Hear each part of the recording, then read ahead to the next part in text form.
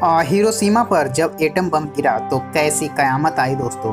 उस भीषण जो पैंडेमिक थी, जो महामारी थी, उसके बारे में मैं आपको इस वीडियो के माध्यम से बताना चाहूँगा। क्या मंजर रही होगी उस समय। तो चलिए वीडियो को स्टार्ट करते हैं। 1945 आते आते एक आम जापानी की ज़िंदगी बहुत मुश्किल हो चुकी थी। दुकानों में अंडे, दूध, चाय और कॉफ़ी पूरी तरह से गायब सी हो गई थी दोस्तों।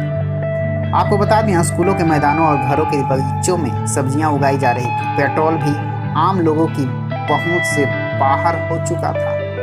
आपको बता दें, सड़कों पर एक भी निजी कार नहीं दौड़ रही थी। हिरोशिमा की सड़कों पर हर तरह साइकिलें, पैदल चलते लोग और सैनिक वाहन दिखाई देते नजर आते थे दोस्तों।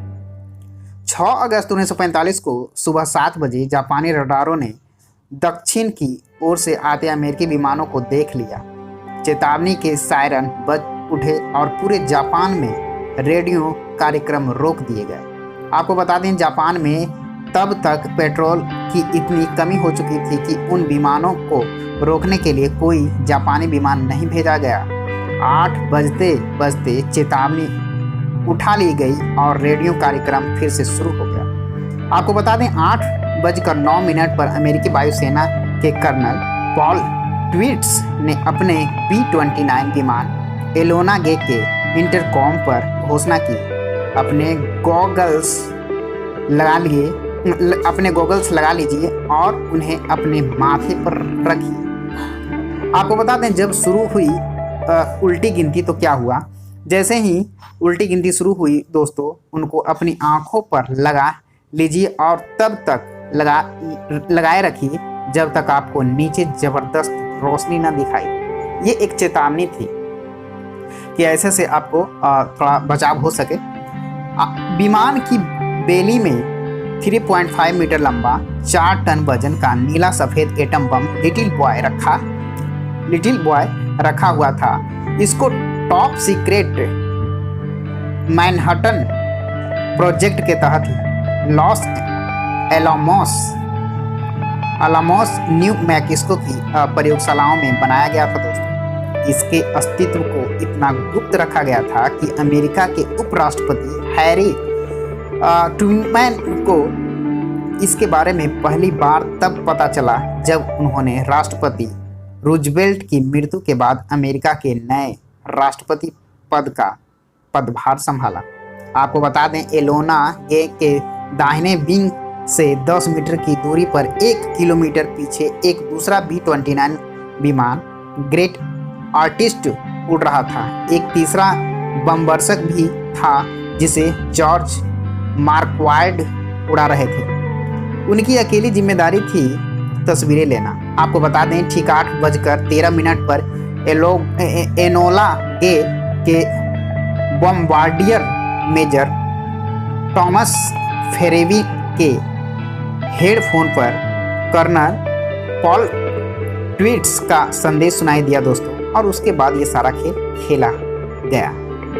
आपको बता दें, हिरोशिमा पर गिरा जब लिटिल बॉम ठीक 8:15 पर एलोना गे से नाक के बल लिटिल बॉय हिरोशिमा के ऊपर गिरना शुरू हुआ। लिटिल बॉय को एनोला गे से नीचे आने में पूरे 43 सेकंड लगे दोस्तों। तेज हवाओं ने उसका रुख अपने लक्ष्य आयोई ब्रिज से 250 मीटर दूर कर दिया और वो सीमा सर्जिकल क्लिनिक के ऊपर फटा। इसकी शक्ति 12,500 टन TNT के बराबर थी और जब ये फटा तो तापमान अचानक 10 लाख सेंटीग्रेड पहुंच गया दोस्तों। और आप सोच नहीं सकते हैं कि ऊपर से द ग्रेट आर्टिस्ट के पायलट मेजर चार्ल्स स्वीनी ने एक विशाल आग का गोला बनता देखा। आपको बता दें, शहर के मध्य में एक क्षण के अंदर कंक्रीट इमारतों को छोड़कर धरती के ऊपर मौजूद हर चीज गायब हो गई। विस्फोट का असर इतना तेज था कि ग्राउंड जीरो से 15 किलोमीटर दूर हर इमारत की खिड़कियों के शीशे चकनाचूर हो गए। एटम बम जब हिरोशिमा शहर की 2/3 पर गिरा तो हिरोशिमा की 2/3 इमारतें 1 सेकंड के अंदर ध्वस्त हो गई। कई किलोमीटर तक आग की एक आंधी सी फैल गई दोस्तों। एक क्षण में हिरोशिमा की कुल लगभग आबादी 2,50,000 के 30% यानी 80,000 लोग मौत के गर्त में समा गए। आपको बता दें, जैसे ही विस्फोट हुआ, एनोला गे के आगे के केबिन में रोशनी फैल गई और पायलट पॉल ट्वीट्स ने अपने दांतों में एक अजीब सी सिहरन महसूस की।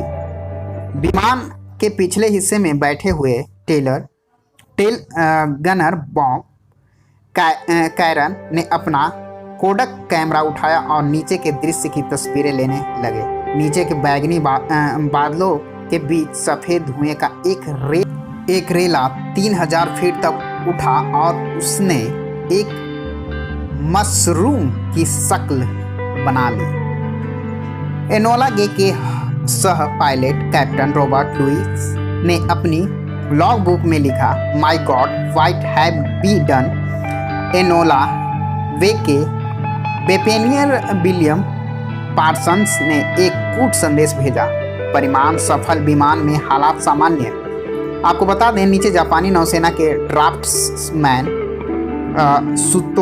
सुतोमो यामागुची की नज़र ऊपर उड़ रहे विमान पर पड़ी। उन्हें दिखाई दिया कि विमान से एक छोटी काली वस्तु नीचे गिर रही है। अगले ही पल उनकी आंखों के सामने अंधा कर देने वाली रोशनी फैल गई। दोस्तों, कितनी भयावह रही होगी उस समय की स्थिति, आप अंदाज़ा लगा सकते हैं।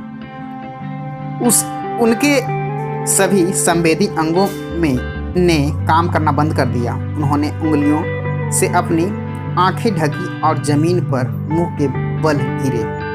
उनके नीचे की धरती हिली और वो करीब आधा मीटर ऊपर उछले और फिर गिरे। जब उन्होंने अपनी आंखें खोली तो उनके चारों तरफ अंधेरा था।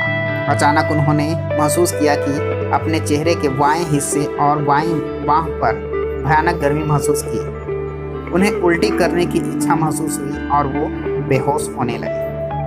तो आप समझ सकते हैं कि कितनी खतरनाक और कितनी भयानक रही होगी हिरोशिमा और नागासाकी पे जो बम अमेरिका के द्वारा जो गिराई गई थी 1945 ईस्वी में। उसका असर बहुत सालों तक अभी भी देखा जाता है दोस्तों। अब तो वहाँ की ज़िंदगी लगभग सामान्य होने लगी है और हुई भी है।